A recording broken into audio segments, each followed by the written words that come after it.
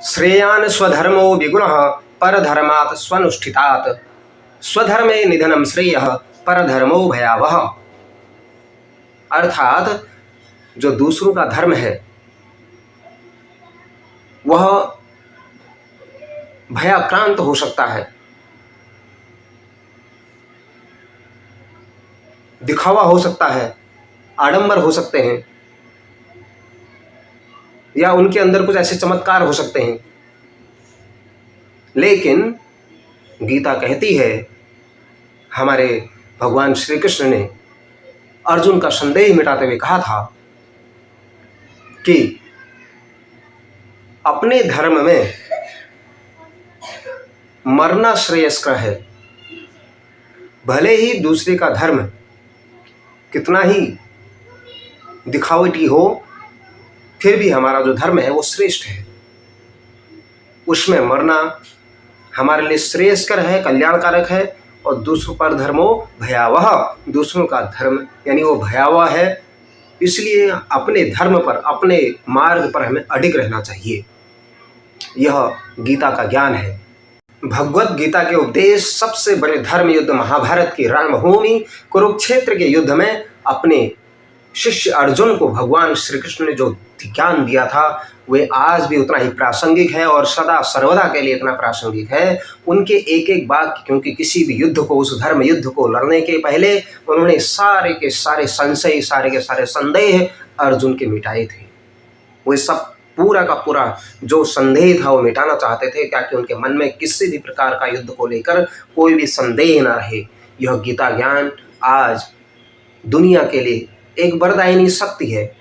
वो कहते थे, भगवान श्री कृष्ण ने कहा था, क्यों व्यर्थ की चिंता करते हो, किससे व्यर्थ डरते हो, कौन तुम्हें मार सकता है। आत्मा न पैदा होती है न मरती है।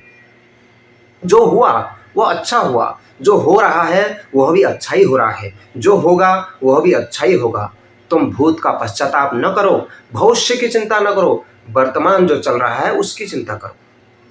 तुम्हारा क्या गया जो तुम रोते हो, तुम क्या लाए थे जो तुमने खो दिया, तुमने क्या पैदा किया था जो नाश हो गया। न तुम कुछ लेकर आए हो, और जो लिया है वो यहीं से लिया है, और जो दिया है यहीं पर ही से दिया गया है, और जो लिया इसी भगवान से लिया, और जो दिया इसी को दिया। इस प्रकार का जो गीता ज्ञान है हमारे लिए महान और प्रेरणादायी है। भगवान श्री कृष्ण ने अर्जुन को कहा, खाली हाथ आए और खाली हाथ चले जाएंगे। जो आज तुम्हारा है कल किसी और का था, परसों किसी और का होगा।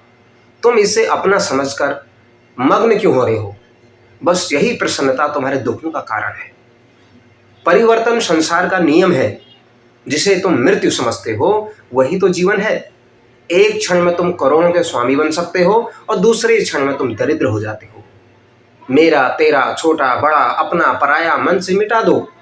सब तुम्हारा है और तुम सबके हो। न यह शरीर तुम्हारा है और न तुम शरीर के हो।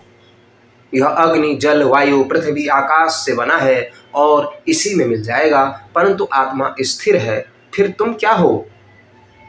तुम अपने आप को भगवान को अर्पित करो। यही सबसे बड़ा सहारा है। जो इसके सहारे को जानता है वह भय, चिंता, शोक से सर्वदा मुक्त है। जो कुछ भी तू करता है उसे भगवान को अर्पण करता चल। ऐसा करने से सदा जीवन का, उसकी मुक्ति का, आनंद का अनुभव करेगा। गीता में कहा गया है, जीवन का एकमात्र सत्य मृत्यु है।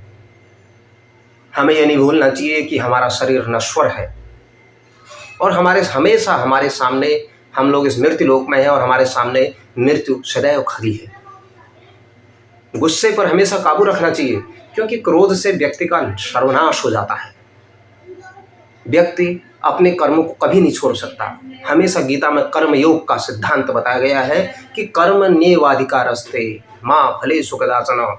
अर्थात ऐसे कर्म करते रहो जो सदाचार को आमंत्रण देते हैं और उसके फल की इच्छा बिल्कुल न करें। आप कर्म करते जाएं और बाकी काम ईश्वर पर छोड़ दें। मनुष्य को देखने का जो नजरिया है वो सदैव हमेशा सकारात्मक होना चाहिए और हमेशा उसके कल्याण का नजरिया होना चाहिए।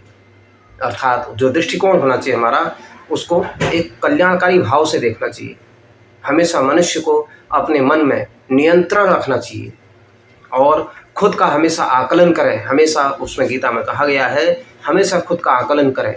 मनुष्य को स्वयं पर भी विश्वास करना चाहिए, अपने स्वयं पर भी विश्वास होना चाहिए। गीता कहती है अच्छे कर्म करते चलें पर फल की इच्छा कभी ना करें।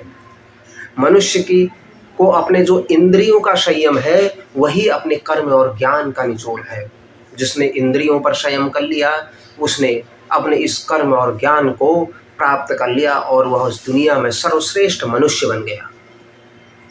हमेशा अपने कार्य को प्राथमिकता दें और अच्छे कार्यों को, जो प्राथमिक हैं, जो जिसको पहले करना है और जिसकी ज़्यादा ज़रूरत है, ऐसे काम को पहले करें जिससे हमें हमेशा एक सकारात्मक उसकी ऊर्जा मिले और लोगों का कल्याण हो।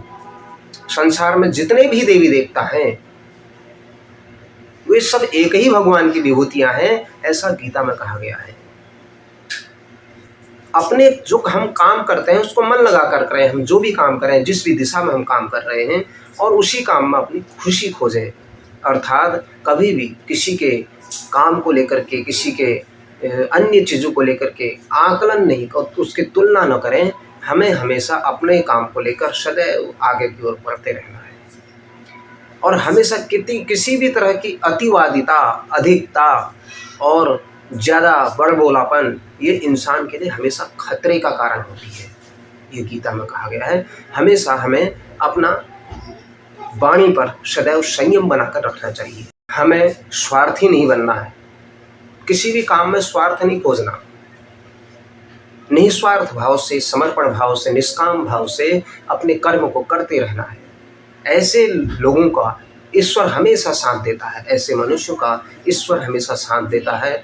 और हमेशा संदेह की आदत के साथ हमें मनुष्य को, जो हमारी संदेह की आदत है किसी के प्रति, वह हमारे दुखों का कारण होती है, गीता में कहा गया है।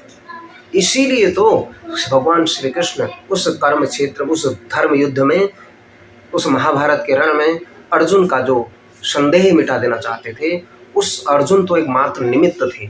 उस गीता ज्ञान में ऐसा लिखा है, ऐसे तथ्य लिखे हैं, ऐसा दर्शन लिखा है जिससे मनुष्य के सारे संशय मिट जाते हैं। अर्थात हमारी जो संदेह की आदत है वो कभी भी हमारे पास नहीं भटकनी चाहिए। हमें किसी के ऊपर भी किसी भी प्रकार का संदेह नहीं करना चाहिए, ये गीता ज्ञान कहता है। आइए इस गीता के इस महान ग्रंथ को, जिसे भगवान ने स्वयं रचा और इस धरती पर गुंजाया, और आज भी उनकी वाणियाँ हमारे लिए अमृत का काम करती हैं, ऐसे गीता ज्ञान को मैं नमन करता हूँ।